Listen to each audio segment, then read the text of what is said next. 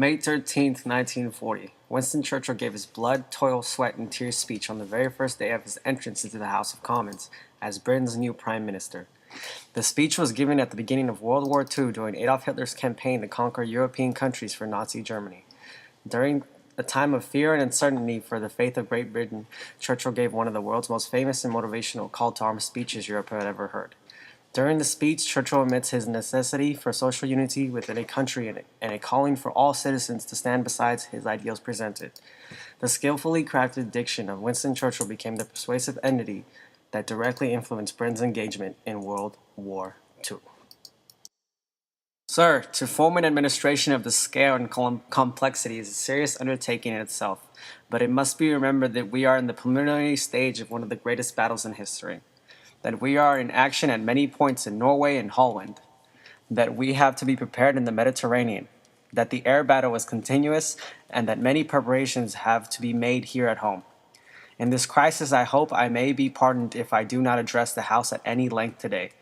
I hope that any of my friends and colleagues or former colleagues who are affected by the political reconstruction will make all allowances for any lack of ceremony with which it has been necessary to act.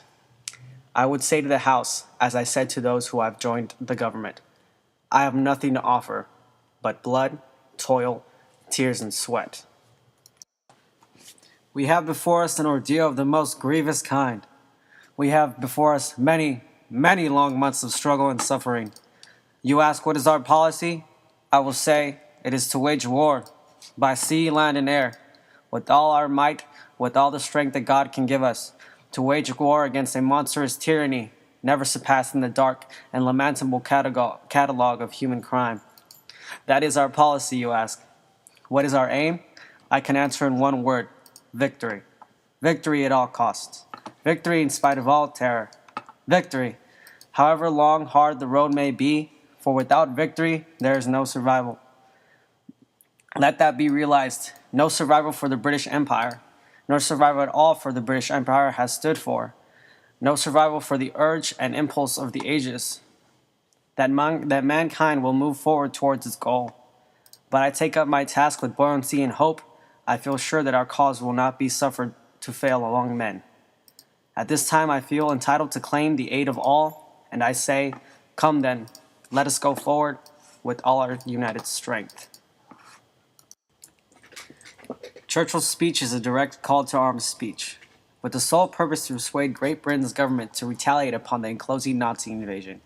Understanding that war is not an easy subject to convince his people to wage, Churchill carefully chose various persuasive devices within his diction to coherently convey this message, exponentially gaining the House's as well as the citizens' approval of his call to arms. Intensity is one device that Churchill has mastered within his speech to persuade his country. His speech is full of superlatives, greatest, best, most, and exaggerations, examples of how Churchill intensifies the country's appeal to wage war. We are in the preliminary stage of one of the greatest battles in history. We have before us an ordeal of the most grievous kind. We have before us many, many long months of struggle and suffering. These superlatives and repetitions enhance Churchill's message conveyed. By using repetition, the tone of the speech itself changes, making Churchill appear bolder as well as the situation more serious. Churchill also uses his own charismatic appeal to persuade the audience of his ideals. The manner in which Churchill discusses factors that might change the future of Great Britain with ease and confidence is what makes his audience have trust in what he's saying. You ask what is our policy? I will say, it is to wage war by sea, by land and air, with all our might, with all the strength that God can give us. The confidence conveyed within the tone of this quote is what people look up to in a trusted leader, making his speech quite effective in persuading the audience. Churchill also uses rhetorical questions in this appeal to the House. Rhetorical questions are questions used to convince an audience to agree with the speaker.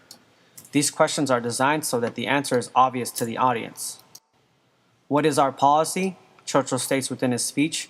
This question is not given to receive possible answers by the audience, but to convey one obvious answer: war.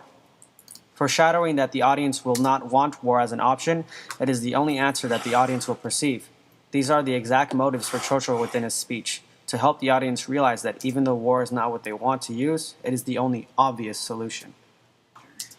During their invasion of European countries, the Nazi Party seemed invincible, and there were not many solutions provided to avoid a confrontation between Nazis and the British.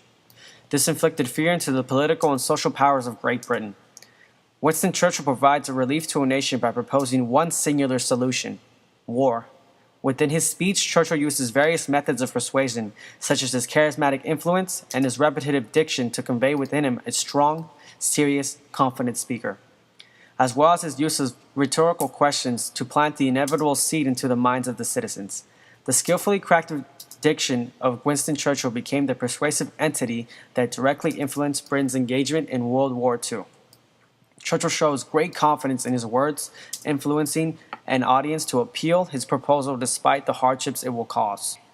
But by using his influential diction and charismatic appeals, Churchill persuades the people to make difficult decisions that will in turn be the best decision for the prosperity of Great Britain.